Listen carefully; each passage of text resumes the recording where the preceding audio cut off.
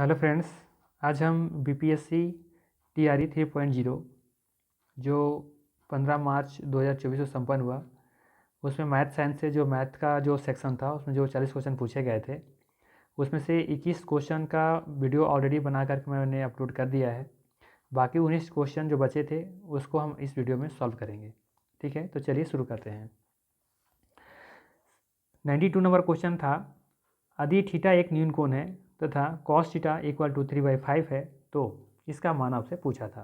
ठीक है, तो देखिए, अगर यदि मैं मान लूँ कि अगर ये राइट एंगल ट्रायंगल की तरह ये ऐसा होगा, ठीक है, तो हम जानते हैं कि जो कॉस होता है, कॉस क्या होता है?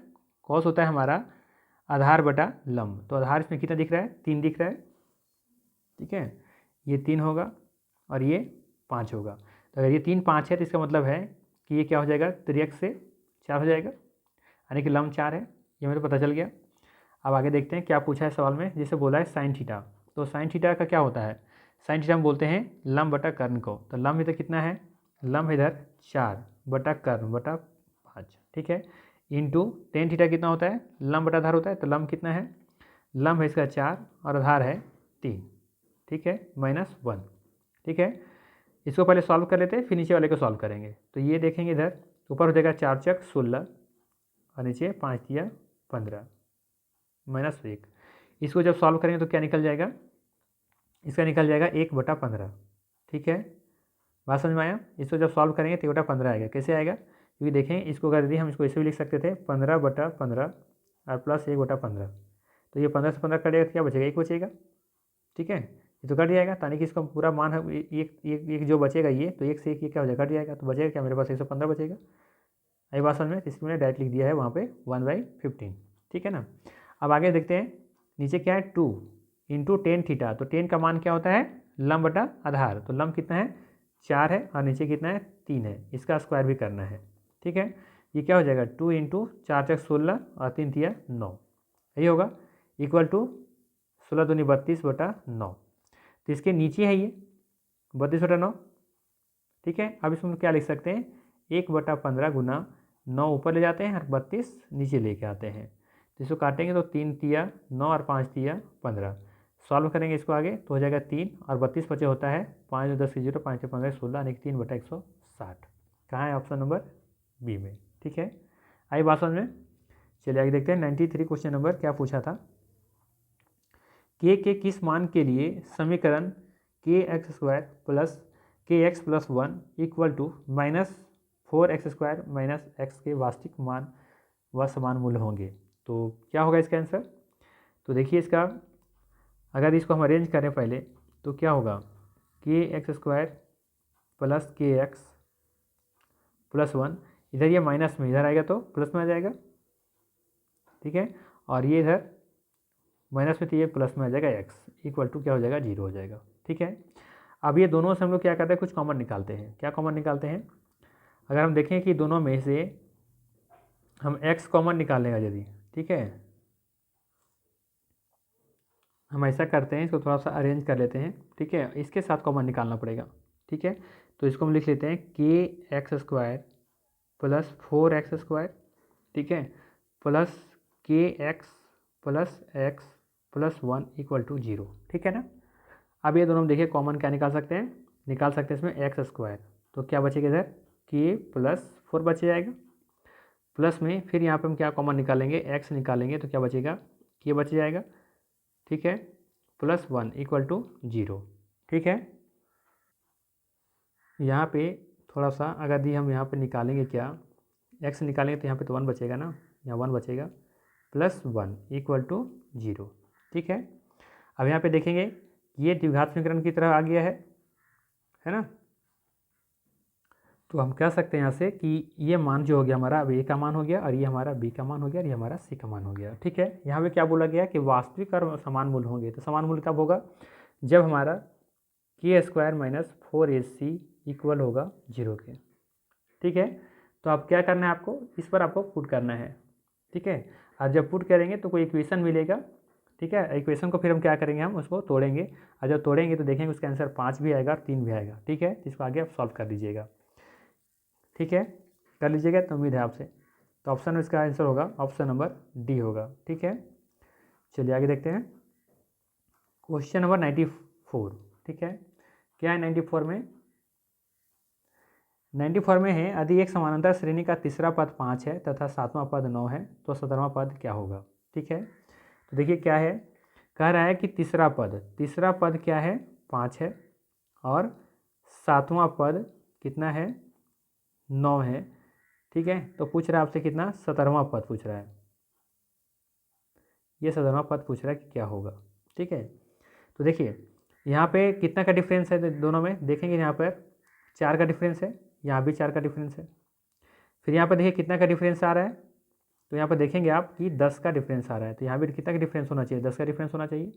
अगर यहाँ पे 4 है, दोनों में 4 4 का डिफरेंस है, तो यहाँ भी 10 10 है, 10 यहाँ पर 10 है, तो यहाँ भी 10 का डिफरेंस होना चाहिए। तो यहाँ पर 5 4 9 हुआ, तो यहाँ पर कितना हो जाएगा? 10 और 9 19। ठीक है, तो सिंपल से इसका आंसर क्या हो जाएगा? ऑप्शन नंबर ए बिल्कुल से सही हो जाएगा। ठीक है, अगर ये ट्रिक नहीं पता था तो सिंपल से आप क्या कर सकते थे कि देखें कि पहला पद अगर कितना है, पहला पद कितना है, तीसरा पद कितना है? 5 है, और ये हो गया हमारा चौथा, पाँचवा, छठा और ये सातवां। तो ये सातवां कितना पद है? 9 है। तो कहने मतलब 5 6 7 8 9, यानी कि क्या जा रहा है? क्रम से ही जा रहा है। तो इसका मतलब है कि जल्दी सब क्या कर लेते हैं? 8 9 10 कहाँ तक लिख लेते? 17 तक लिख लेते और काउंटिंग करके ही लिख लेते। ऐसे भी लिख सकते थे, बट ये थोड़ा सा लंबा होगा क्योंकि हमको टाइम भी तो बचाना होता है। ठीक है, बट ऐसे भी कर सकते थे सीधा सीधी। ठीक है, चलिए आगे देखते हैं क्वेश्चन नंबर 95। क्या कह रहा है 95 में? कहता है एक रेखा जो बिंदु 3 और 5 से गुजरती है तथा रेखा x + 5y - 4 = 0 के लंबवत है का समीकरण है। तो हम जानते हैं कि देखिए इसमें बहुत सारा लॉजिक है, हमको तो फास्ट बनाना है। ठीक है, तो हम ये करेंगे कि कहीं ना कहीं जो x और y का मान जो दे रखा है, ये x का मान होगा और ये y का मान होगा, तो कहीं ना कहीं किसी न किसी समीकरण में क्या होगा? वो सेटिस्फाई होगा अगर उस रेखा से गुजर रही है तो। ठीक है, तो अब देखिएगा कि किस में पुट करके कि किस में इसका इक्वल 0 आ रहा है। तो देखिएगा कि हम यहाँ पर 3 का मान रखते हैं, 3 तो कितना हो जाएगा? 5 से 15, और यहाँ पे कितना हो जाएगा? 5, तो 15 और 5 कितना हो जाएगा? 20, 20 में 10 जाएगा तो 0 तो नहीं आएगा। ठीक है, फिर यहाँ पे 3 रखे देखेंगे तो 5 दिया 15, 5 दिया 15 और यहाँ पर 5, तो 15 से 5 जाएगा कितना बचेगा? 10, और 10 में से 10 जाएगा तो क्या बचेगा? 0। तो ये ऑप्शन में 20 का सही दिख रहा है। ठीक है, इसको चेक कर लीजिए सी वाला, सी में क्या कंडीशन दिख रहा है? तो एक्स का मान कितना है? 3 है, 3 माइनस और y का मान कितना? 5, तो बचेंगे कितना हो जाएगा? 25। तो ये तो पॉसिबल नहीं दिख रहा है कि 0 आ जाएगा, है ना? तो ऑप्शन नंबर इसका बी सही आंसर होगा। ठीक है, ऑप्शन नंबर बी। ठीक है, चलिए आगे देखते हैं क्वेश्चन नंबर 96। यदि एक वृत्त की परिधि व अर्धव्यास में 37 सेंटीमीटर का अंतर है तो वृत्त की परिधि क्या होगा? ठीक है, ये सर्कल का सरकमफेरेंस पूछा है। ठीक है, तो देखिए क्या दिया हुआ है, जिससे हम मान लेते हैं कि एक सर्कल है। ठीक, अब इस सर्कल में क्या है?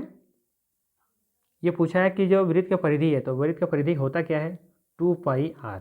ठीक है, और इसका जो रेडियस है यानी अर्धव्यास है, अर्धव्यास है इसका r ही होगा, और दोनों का डिफरेंस बोला है 37 सेंटीमीटर का है, 37 सेंटीमीटर। ठीक है, चलिए अब यहाँ से हम क्या करते हैं? तो सॉल्व कर लेते हैं, r का मान निकाल लेते हैं तो वृत्त की परिधि फिर निकल जाएगा। ठीक है, तो यहाँ से हम क्या कर सकते हैं? देखा जाए तो दोनों में r क्या है? कॉमन है, तो r को यदि हम बाहर निकालते हैं तो क्या बचेगा? 2π - 1 बचेगा। एग्जैक्टली ये क्वेश्चन नंबर, ये जो क्वेश्चन है क्लास 9 का सरकमफेरेंस का जो चैप्टर है, 8 या 9, शायद 8 होगा या 9 होगा। ठीक है, जब मैं बच्चों को पढ़ाता हूँ तो मुझे याद आ रहा है कि क्वेश्चन वहीं से लिया गया है, एकदम एग्जैक्ट क्वेश्चन है। सर हो सकता है थोड़ा बहुत ये वाला चेंज किया होगा, लेकिन क्वेश्चन सेम वहीं से है, क्लास 9 या 8 का NCERT बुक से है।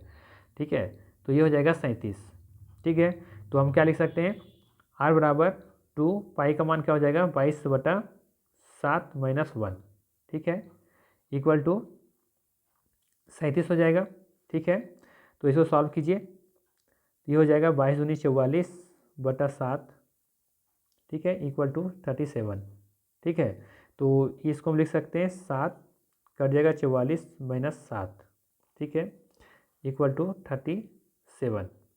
ठीक है, अब इसको घटाइए, क्या आएगा? घटाने पर 44 से 7 जाएगा तो क्या बचेगा? 4 घट जाएगा तो हो जाएगा, यानी कि 37 बचेगा। कितना? 37/7 इक्वल टू 37। तो देखिए 37 से 37 कट जाएगा तो r बराबर क्या निकल जाएगा? इधर 7 निकल जाएगा। ठीक है, तो इससे आपको पूछा क्या है? वृत्त का परिधि पूछा है। वृत्त का परिधि होता क्या है? 2πr।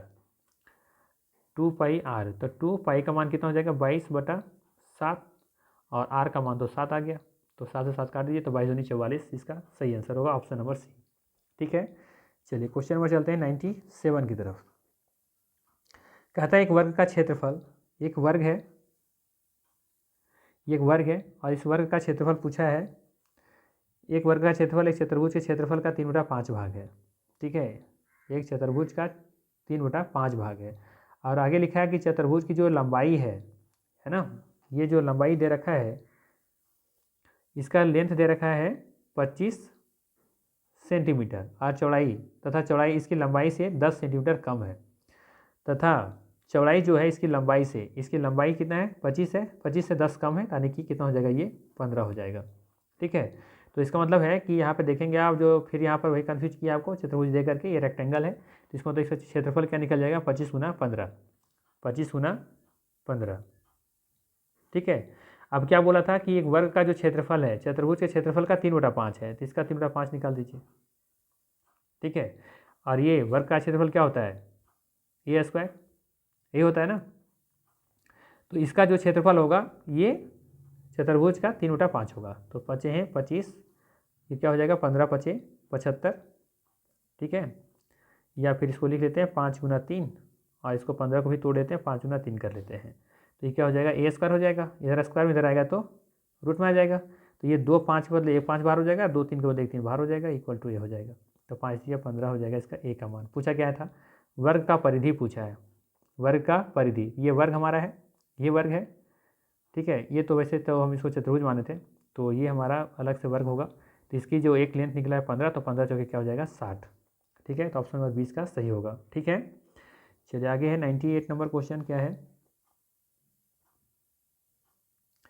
एक छड़ी व उसकी परछाई, एक छड़ी है, ठीक है, एक छड़ी कुछ ऐसा होगा और इसका कुछ क्या बन रहा होगा, परछाई बन रहा होगा। ठीक है, इसका क्या बन रहा होगा, एक परछाई बन रहा होगा ऐसा। ठीक है, तो क्या लिखा है इसमें कि एक छड़ी व उसकी ऊंचाई परछाई की जो लंबाई का अनुपात है वो 1:3 में है। यानी कि कहने का मतलब ये है कि ये वाला क्या है, छड़ी है यदि 1 है तो ये कितना है √3 है। ठीक है, तो पूछ रहा है आपसे क्या कि इस सूर्य का उन्नयन कोण कितना है, तो इसका उन्नयन कोण पूछ रहा है, ये वाला कोण कितना डिग्री का होगा। ठीक है, तो देखिए ये लंब आधार किसका होता है, हम जानते हैं ये होता है tan थीटा का, किसका tan थीटा का होता है, tan थीटा का होता है लंब आधार। और लंब कितना दे रखा है वह 1 लंब आधार यानी कि 1/√3। ठीक है, अब हम जानते हैं कि 1/√3 किसका मान होता है 60 डिग्री का कि 30 डिग्री का, 30 डिग्री का होता है, तो ऑप्शन नंबर सी से सही हो जाएगा। ठीक है, अगर यही चीज़ रहता √3 रहता तो हो जाता इसका 60 हो जाता। आई बात समझ में।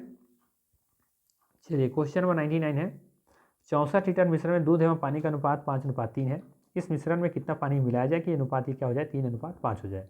ठीक, तो सिंपल सा देखिए 5:3 है, तो 5:3 है, टोटल मिश्रण कितना है 64 है, तो 5 × 8 = 64, यानी कि 8 × 40 दूध हो जाएगा और 8 × 24 क्या हो जाएगा हमारा पानी हो जाएगा। इसमें पूछ रहा है इस मिश्रण में कितना पानी मिलाया जाए, तो हम पानी मान लेते हैं कि x मिला रहे हैं, तो ये अनुपात फिर क्या हो जाना चाहिए 3:5 होना जाना चाहिए, बेसिक कॉन्सेप्ट। ये हो जाएगा हमारा 24 × 72 + 3x = 40 × 200, तो 3x बराबर क्या हो जाएगा 200 में 72 चला जाएगा तो क्या बचेगा हमारा 128 29 30। हाँ ठीक है, तो x बराबर क्या हो जाएगा 128/3, तो इसका हो जाएगा 3 × 12 और 3 दूनी 6 और 2 बच गया कॉमन, तो हो जाएगा 42.2/3। कहाँ है, ये है ऑप्शन नंबर ए, बिल्कुल सही है। ठीक है, इतना लीटर की मिलाने की आवश्यकता है, तो ये अनुपात 3:5 हो जाएगा। चलिए 1 नंबर क्वेश्चन देख लेते हैं। 5 वर्ष पूर्व मीनू की आयु अमन की आयु से 3 गुना थी। 5 वर्ष पहले की बात हो रहा है, ये जो मीनू की आयु है, मीनू का जो आयु है, तो इधर मीनू लिख लेते हैं और इधर ये अमन लिख लेते हैं। तो अमन की आयु से 3 गुनी थी, तो मान लेते हैं कि अमन की आयु कितनी थी x थी, तो इसका कितना हो जाएगा अमन की आयु, अमन की आयु से 3 गुनी थी। 5 वर्ष पूर्व मीनू की जो आयु है, मीनू की आयु अमन की आयु से 3 गुनी थी। हाँ ठीक है, 3 गुनी मैंने कर दिया। ये 5 साल पहले की बात है, हम प्रेजेंट में आने के लिए इसमें 5 सालों को जोड़ना पड़ेगा। ये प्रेजेंट एज में आ गए, करंट आयु। अब कहते हैं 10 वर्ष पश्चात, यानी कि यहाँ से अब 10 साल बाद मीनू की आयु जो है वो अमन की आयु की 3 गुनी हो जाएगी, यानी कि इसका जो है अमन की आयु की ये क्या हो जाएगी, ये 3 गुना हो जाएगी। तो इसका मतलब ये 3 गुना हो जाएगा, तो अगर हम इसमें ही क्या करें, हम 3 से क्या करें, गुना कर दें, तो दोनों क्या हो जाएगा, बराबर हो जाएगा। ये 3 गुना हो जाएंगी तो हम 3 गुना इसमें कर देते हैं, तो दोनों क्या हो जाएगा, बराबर हो जाएगा, क्योंकि हमको इक्वेशन बराबर करना है। तो इसको सॉल्व कर लेंगे, तो 3x बराबर हो जाएगा 10 और 5 15 इक्वल टू, इधर हो जाएगा 3x प्लस 10 5 15 तिया 45 हो जाएगा। ठीक है, बट मुझे ये नहीं समझ में आया।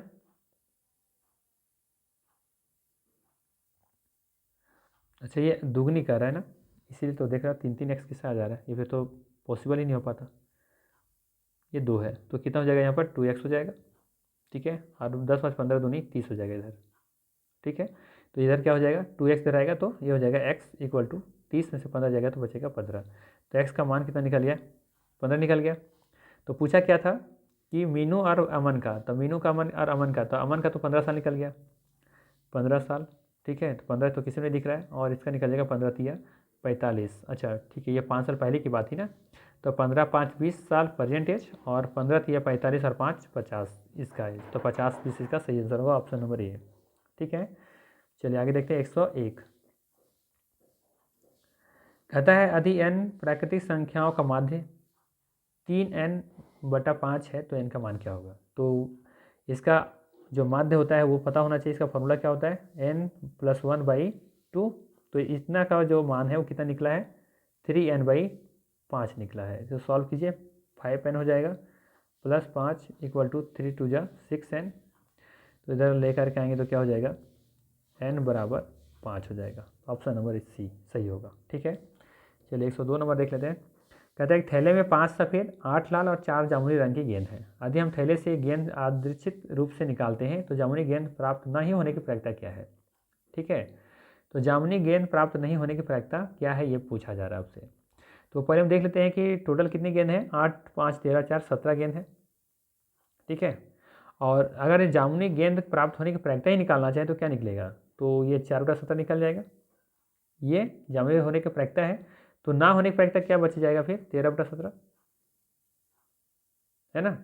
जामुनी गेंद होने की प्रायिकता ये है, तो ना होने की प्रायिकता यही होगा, 13/17। अब इसको मैं पूछा है दशमलव में, तो इसको डिवाइड कर देते हैं, 17 7 19 से, तो बच जाएगा कितना, 11 0, फिर 17 6 2 तल से 102, बचेगा 8 0, 17 चौक 68, 17 पचे 85। ठीक है, तो ये हिसाब से देख सकते हैं कि ऑप्शन नंबर 20 का सही होना चाहिए। ठीक है, उसी के क्लोज में दिख रहा है। ठीक है, चलिए 103 नंबर देख लेते हैं। कहता है यदि 2 सिक्कों को एक साथ उछाला जाता है तो कम से कम एक चीज प्राप्त होने की प्रायिकता क्या होगी।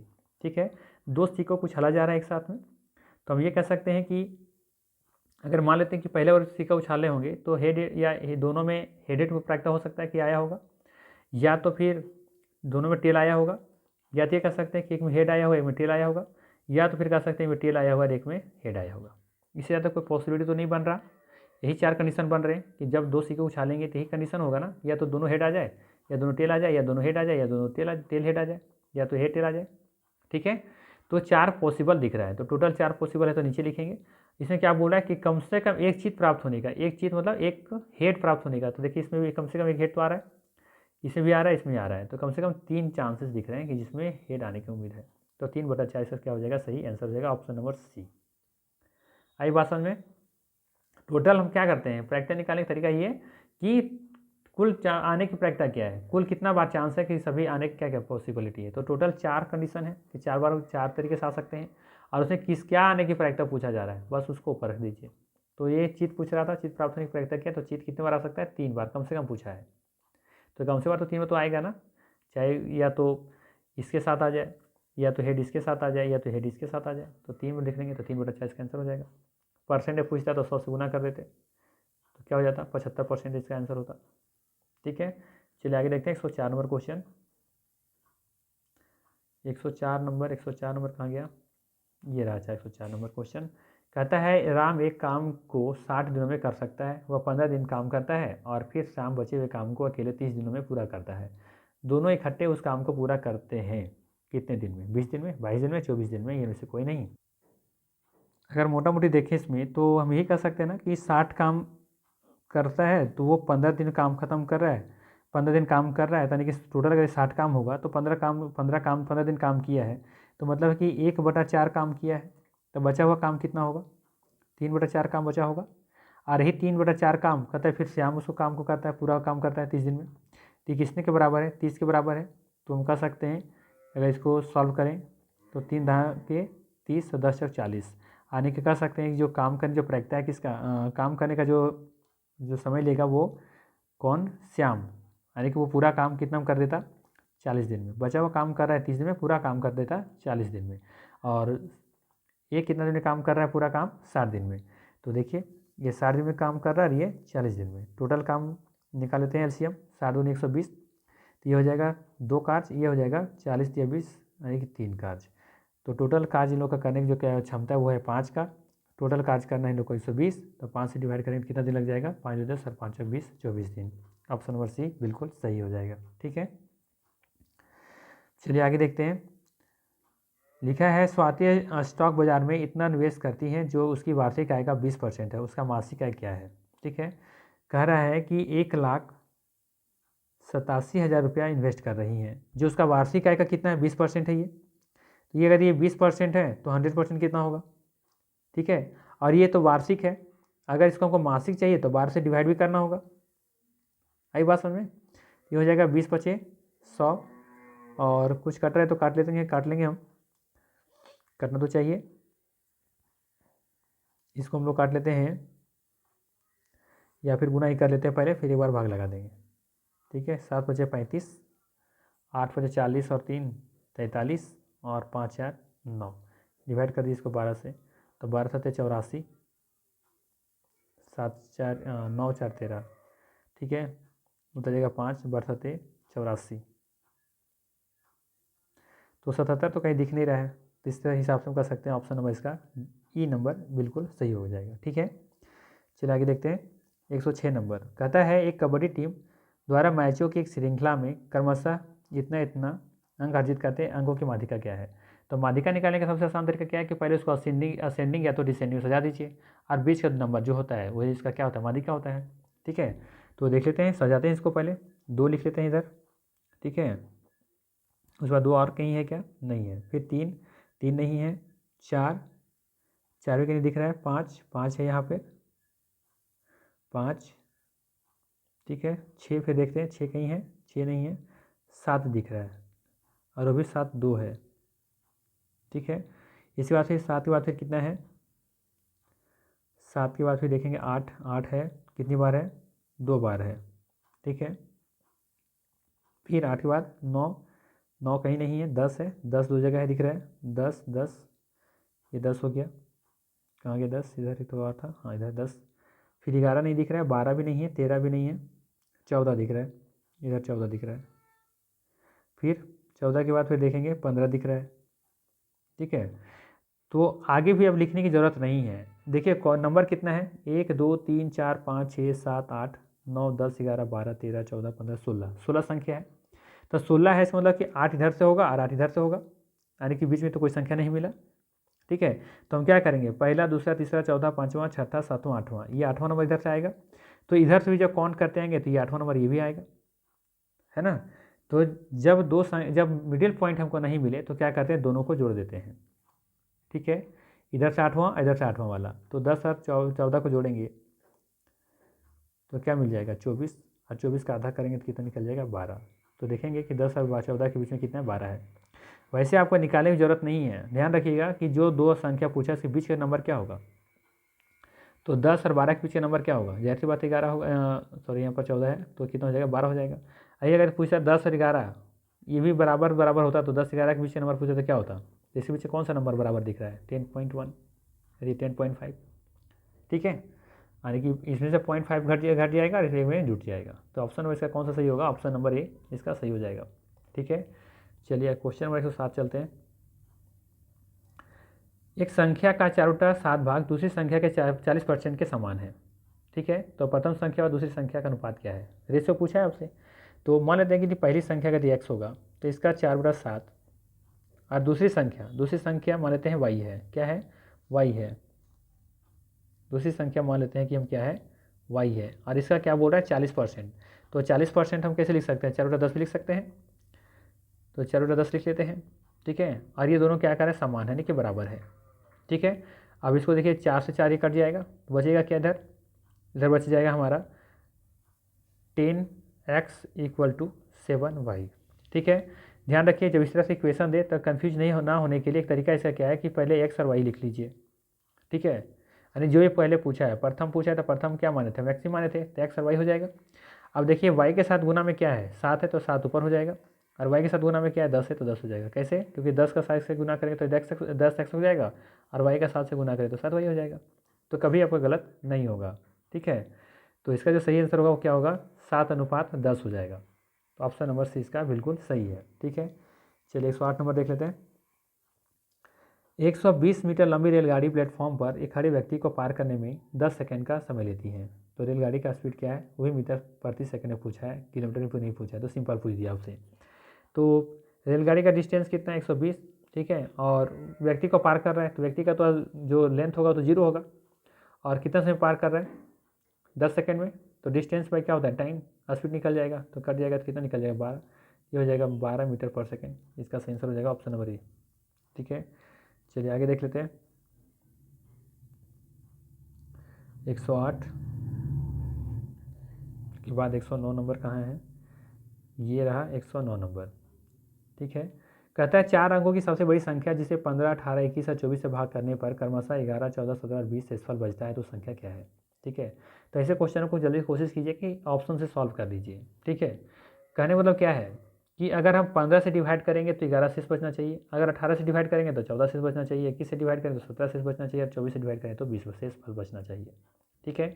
तो देखिए फर्स्ट वाले में ही अगर मान लेते संख्या, अगर मान लेते कहीं होता तो ये 15 से डिवाइड तब होता जब ये रिमाइंडर कितना बचा रहा, 11। तो अगर इसको 11 कर हम घटा दें तो क्या बचेगा, 5, 4 और इधर बच जाएगा 75।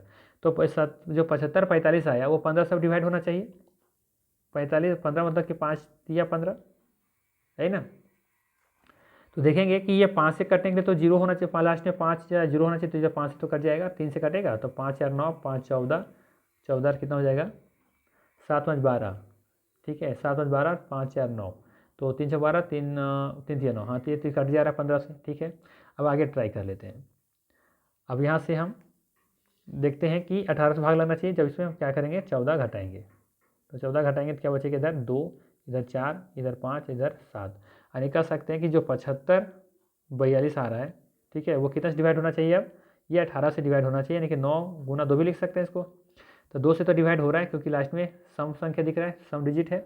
अब 9 से डिवाइड होना चाहिए, तो 9 से डिवाइड होने के लिए 9 अंकों का जोड़ 9 से भाग लगना चाहिए। तो 7 5 12, 12 से 16, 2 18, तो 9 से भी काट रहा है, ठीक है, ये भी कट गया, ये भी दिख रहा है, सही है, ठीक है। एक और चेक कर लेते हैं, अंतिम बार 24 वाला भी, 21 वाला चेक कर लेते हैं। तो इसको हम यहाँ पर 21 से घटाएंगे तो क्या आएगा, 5 आएगा, इधर आएगा 3, इधर 5, इधर 75, तो हो जाएगा 75 35, ठीक है। इसको अब डिवाइड करना होगा कितना से, 21 से, 21 का मतलब 7 गुना 3 से, ठीक है। तो देखिए 5 3 8, 5 13, 13 और 7 कितना होता है, 20, 7 12 3 15 5 20, 20 3 से भाग लगेगा, नहीं लगेगा, तो ये हो गया कैंसिल। आई बात समझ में। तो इस तरीके से फिर आगे चेक कर लेते हैं, ठीक है। तो ऐसे ही आप चेक करेंगे तो आपको आंसर मिल जाएगा। इसका आंसर जो होगा मैं आंसर बता दे रहा हूँ, वैसे इसका आंसर यही होगा, ठीक है। कहीं पर मिस्टेक किया होगा क्योंकि मैंने सॉल्व किया था तो 75 56 ही आया था, ठीक है। तो देख लीजिएगा कहाँ मिस्टेक हुआ था, बट जो हमने प्रोसेस बताया है उस प्रोसेस से आप बना सकते हैं, ठीक है। पहले आपको क्या करना बताया कि 11 घटाइएगा, 11 घटाने में जो भी आएगा उस 15 से डिवाइड होना चाहिए। डिवाइड करने पर आपको 15 से डिवाइड नहीं करना है, एक्चुअली उसको 5 या 15 नहीं, 5 और 3 का नियम लगा के देख लेना है, ठीक है। इसके बाद फिर 75 56 में आपको क्या करना है, ये नंबर 14 घटाना है, ठीक है। जब 14 घटाएंगे तो फिर किस तरह से डिवाइड करेंगे, 18 से। 18 को 18 से भाग नहीं लगाना है आपको, 9 और 2 का नियम लगा के देखना है, ठीक है। इसके बाद फिर आपको क्या करना है, 21 से भाग लगाने के लिए क्या करना होगा, 17 घटाना होगा, जिसमें 17 घटाइएगा, 17 से घटाएंगे तो जो भी संख्या आएगा उसको आपको ट्राई करना है किससे, 21 से 21 से आपको ट्रैक करने के लिए आपको क्या करना होगा, 7-3 का नियम लगा के देखना होगा। ठीक है, तो अब देखेंगे कि कहीं ना कहीं ये सेटिस्फाई कर रहा होगा। ठीक है, आई बात समझ में? चलिए आगे देखते हैं। या फिर आप देखेंगे तो नहीं होगा तो इसका आप एलसीएम निकाल सकते हैं। 15, 18, 21, 24 का एलसीएम निकालना होगा। और ये जो दोनों का डिफरेंस कितना है, 7-7 का सब में होगा। ठीक है, तो वो 7-7 फिर आपको घटा करके देखना पड़ेगा कि कौन सा ऑप्शन आ रहा है। ठीक है, चलिए आज का लास्ट क्वेश्चन देख लेते हैं। 110 नंबर क्वेश्चन है। एक परीक्षा में 35% विद्यार्थी हिंदी में। ठीक है, मतलब कुछ ऐसा होगा।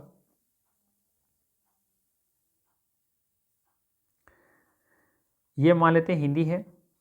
ठीक है, तो हिंदी में कह रहा है कि 35% विद्यार्थी और 45% गणित में, 45% गणित में तथा 20% दोनों विषयों में, यानी कि ये 20% यहाँ पर है जो कि दोनों विषयों में क्या किए हैं, अनुत्तीर्ण हुए हैं। तो दोनों विषयों में उत्तीर्ण विद्यार्थियों की प्रतिशत क्या है, देखिए घुमा के पूछा है आपसे। ठीक है, तो ये पूछा है कुल, तो कुल ये तो कुल है, तो हम निकालना चाहेंगे तो 35 में से अगर 20 जाएगा तो क्या बचेगा, बच जाएगा आपका 25।